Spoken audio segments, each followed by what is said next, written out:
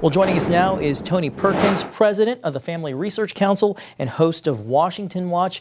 Tony, it's always great to see you. We'll talk about immigration in a moment, but first I want to get your impression to Trump's overall first 48 hours in office. What stands out to you? Well, it's kind of, John, it brings the question to mind, can a nation regain its sanity in a day? I think that's what's happened. Such a sea change that we've seen under the first day, 2 days under the Trump administration. I mean, we've gone from, a sign at our southern border welcoming criminals in to actually arresting murderers and rapists who have been running our streets, terrorizing our citizens, to actually rediscovering the fact that we only have two genders. I mean, this is it's refreshing to see common sense coming back into the helm of our government. You know, Trump has authorized ICE to make arrests in schools, but in particular, I want to focus on churches. Do you think that that's the right move? Seeing police raid churches, I think, would be pretty striking. Well, I think that the devil's in the details here. I think if the churches are being used for a safe harbor for criminals, yes. I mean, a church is a safe haven for sinners, but not a safe harbor for rapists and murderers. Now, you look for a biblical precedent. Solomon did the same. He, in the Old Testament, you would grab hold of the horns of the altar. But if you'll recall, Joab, who was a murderer, Solomon said, get him anyway. So there is a precedent for that if you want to look at biblical principles here.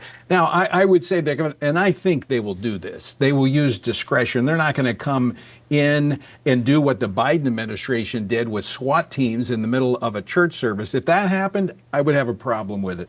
But if these churches are being used to house and to harbor murderers and rapists and other criminals that are here illegally, in their basements, in their Sunday school rooms, or wherever they're hiding them, yes, I think the government has a right to go in and remove them. How do you expect President Trump to approach religious freedom issues over the next 4 years? We saw his prioritizing of that in his first administration. What do you think we might see this time around?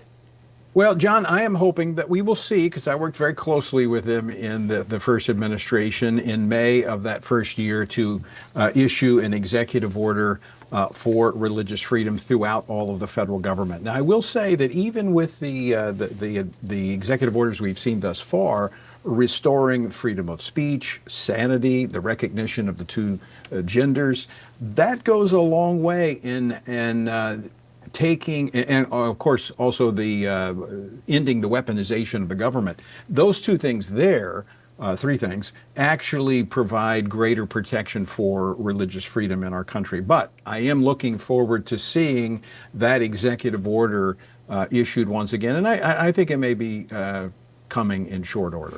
Just a few seconds left. I do want to ask you specifically about policies or executive actions that you would like to see him implement on abortion.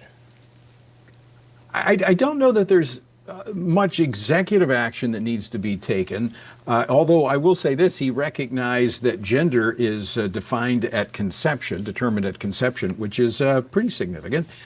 What I want to see is the FDA rescinding its rules of mailing abortion pills across state lines in the mail. That's more of a policy decision that the FDA can take, and I'm looking forward to seeing the FDA do that. Do you think that the president, though, can issue an executive order or some type of executive action to direct the FDA to do that? I think he certainly could. I don't think he needs to. I think the FDA can do that immediately as soon as they get on the ground. But we'll see. I think he could, but I do think that's something, John, that has to be corrected, because that's what the Biden administration did to circumvent the pro-life laws that are in over half the states, and that has to be changed. President Trump calling himself the most pro-life president in America. Tony Perkins with the Family Research Council, thank you so much. Always great to have you. Thanks, John.